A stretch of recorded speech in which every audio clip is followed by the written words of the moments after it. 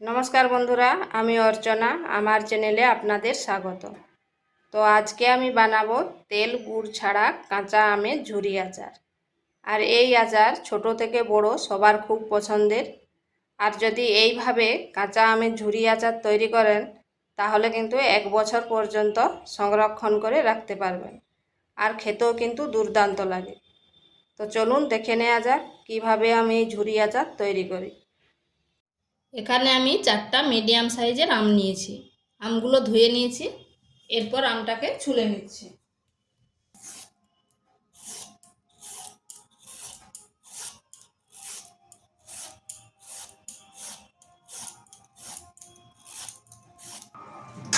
আমগুলো ছুলে নিয়েছি। এরপর এই গ্রেটারের বড় দিকটায় করে কুড়ে নিচ্ছি।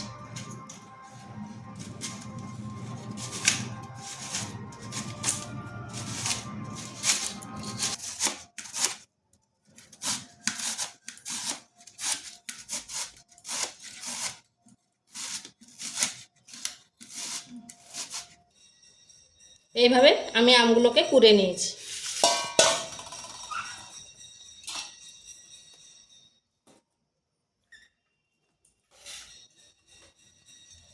এখানে 500 গ্রাম মতো আম হবে। সে 500 মানে আটি সহ 500 গ্রাম ছিল। এরপর আটিগুলো তো বাদ চলে গেছে, কিছুটা কমে গেছে। এরপর এখানে দিচ্ছি চিনি।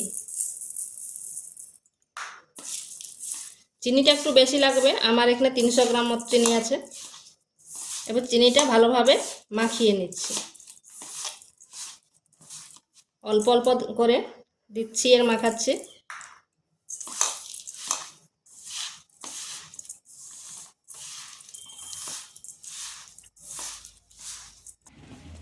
দেখুন, এটা মাখতে মাখতে কিন্তু চিনিটা অনেকটাই গলে গেছে। এরপর এখানে একটা কড়াই বসিয়েছি। এরপর এটা দিয়ে দিচ্ছি।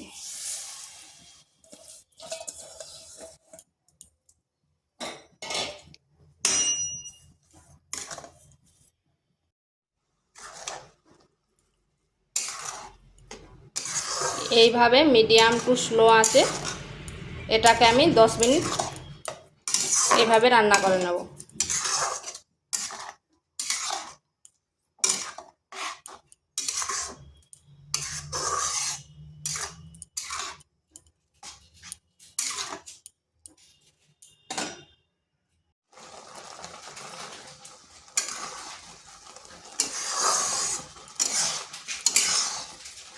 দেখুন চিনির রসটা কতটা শুকনো হয়ে গেছে।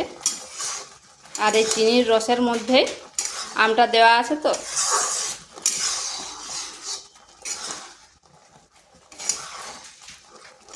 এটা পুরো চিনির রসেই তৈরি হবে।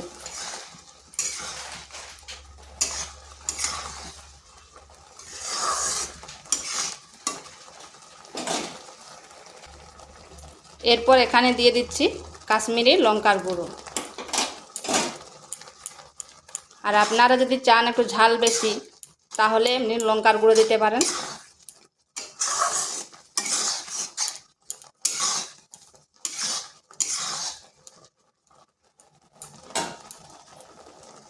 দিয়ে দিচ্ছি হলুদ গুঁড়ো, সামান্য হলুদ গুঁড়ো আর লবণ।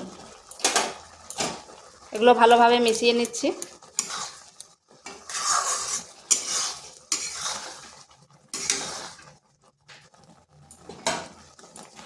আর দিয়ে দিচ্ছি এখানে ভাজা জিরে গুঁড়ো।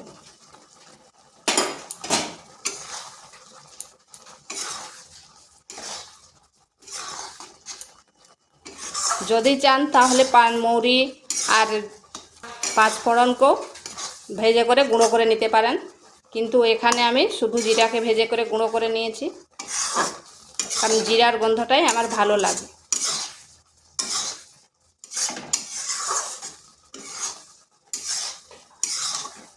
এইভাবে এটাকে আবার 5 থেকে 7 মিনিট এইভাবে নেড়ে নিতে হবে।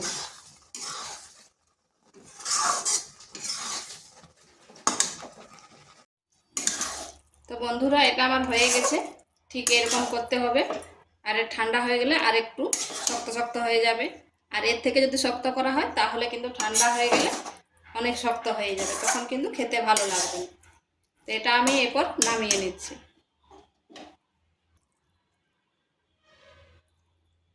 দেখুন কত সুন্দর হয়েছে, আর কালারটাও কি সুন্দর হয়েছে।